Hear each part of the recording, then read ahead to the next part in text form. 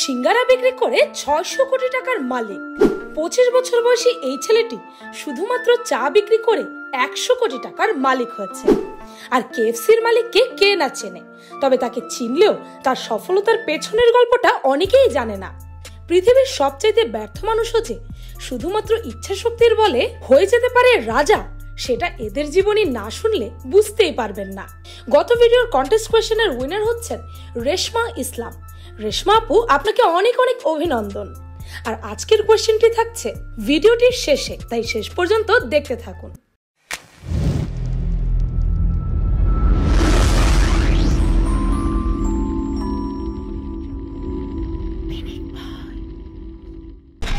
Number 1, সিঙ্গারা বিক্রি করে ৬০০ কোটি টাকার মালিক।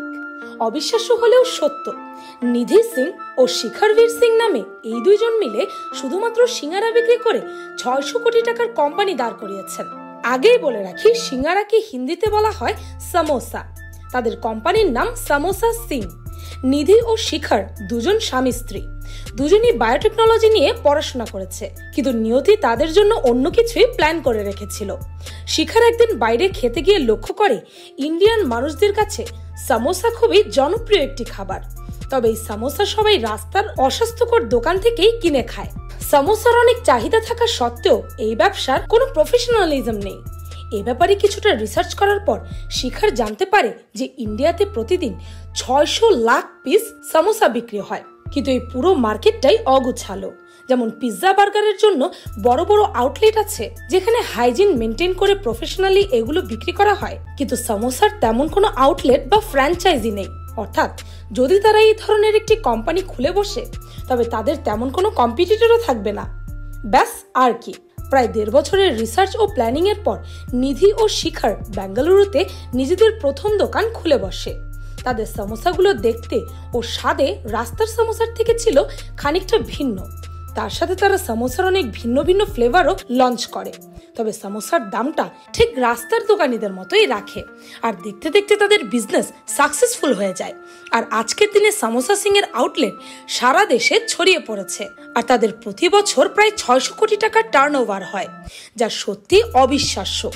সিঙ্গারা বিক্রি করেও যে কোটিপতি হওয়া যায়, তা হয়তো এদেরকে না দেখলে বুঝতেই পারতাম না। নাম্বার 2, চা বিক্রি করে ১০০ কোটি টাকার ফ্র্যাঞ্চাইজি। অভিনব দুবে নামের ২৫ বছর বয়সী এই ছেলেটি শুধুমাত্র চা বিক্রি করে ১০০ কোটি টাকার মালিক হয়ে বিশ্বকে তাক লাগিয়ে দিয়েছে। ইন্ডিয়া বাংলাদেশের চা যে কতটা পপুলার সেটা তো বলাই বাহুল্য। এখানে পানির পরে যেই পানীয় স্থান, সেটাই হচ্ছে ১ কাপ গরম গরম চা। দিনের শুরুতে যেমন আমরা এই চায়ের চুমুক দেই, তেমনি সারাদিনের ধকল কাটিয়ে স্কুল কলেজ বা অফিস শেষেও এই চা আমাদের প্রিয় সঙ্গী।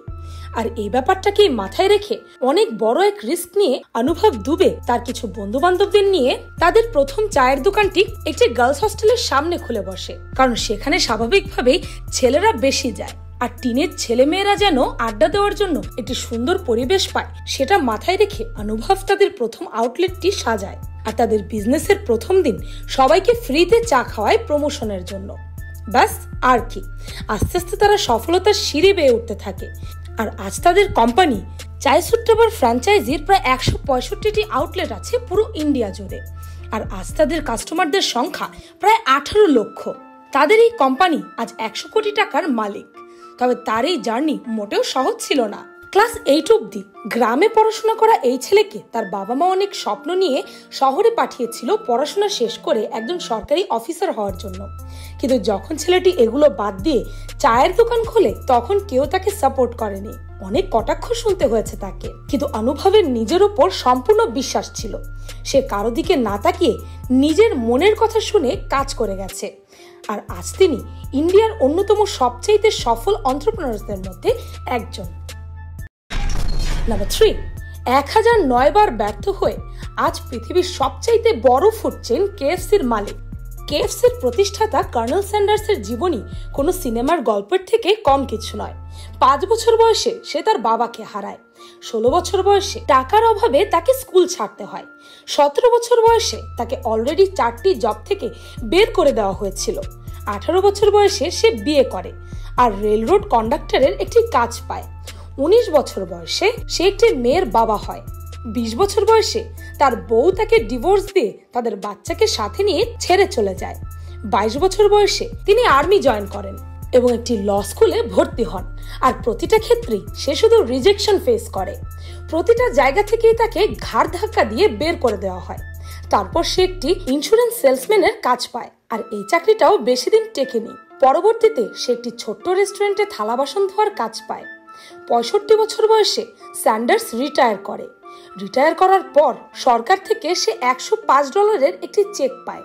এখন এটাই ছিল তার ব্যর্থ জীবনের সামান্য পুঁজি, যেটা দিয়ে তার পক্ষে 1 মাসও চলা সম্ভব না। বৃদ্ধ, ব্যর্থ এবং ক্লান্ত স্যান্ডার্স ভাবতে থাকে এখন সে কি করবে, কিভাবে সে টিকে থাকবে। কোনো পথ দেখতে না পেয়ে আত্মহত্যা করার সিদ্ধান্ত নেয় সে। একটি গাছের নিচে বসে সে একটি সুইসাইড নোট লিখতে বসে, কিন্তু হঠাৎ তার মনে হয় সুইসাইড নোট না লিখে এই জীবনে সে কি কি অর্জন করতে পারত সেটা লিখবে। তখন সে রিয়েলাইজ করে যে সে সারা জীবনে কিছুই অর্জন করেনি, আর মৃত্যুর আগে তার কিছু একটা অর্জন করতেই হবে। সে এটা জানতো যে আর কিছু না পারলেও সে খুব ভালো রান্না করতে পারে। যেমন ভাবা তেমন কাজ। সে তার এক বন্ধুর কাছ থেকে $87 ধার নিয়ে কিছু সদাইপাতি আর একটি ফ্রাই প্যান কিনে নেয়। কিছু চিকেন ফ্রাই তৈরি করে বাড়ি বাড়ি গিয়ে বিক্রি করতে শুরু করেন। তার পাশাপাশি সে বিভিন্ন রেস্টুরেন্টেও তার চিকেন ফ্রাই সাপ্লাই করার চেষ্টা করে।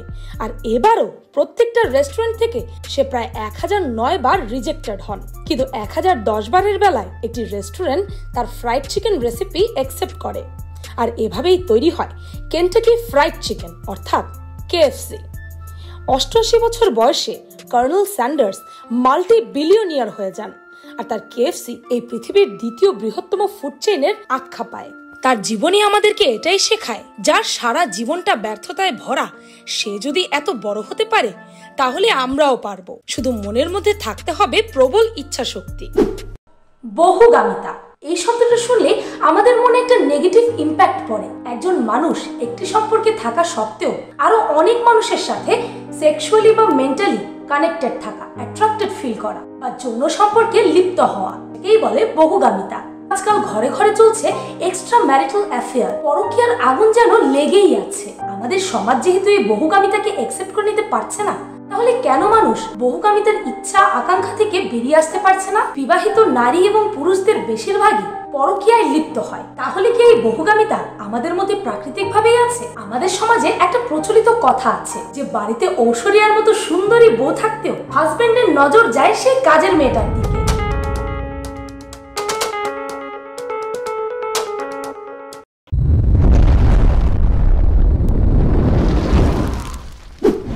কেমন লাগলো এই ভিডিওটি? কার জীবনী থেকে আপনি সবচেয়ে বেশি ইন্সপায়ার্ড হয়েছেন তা কমেন্টে জানাতে ভুলবেন না যেন।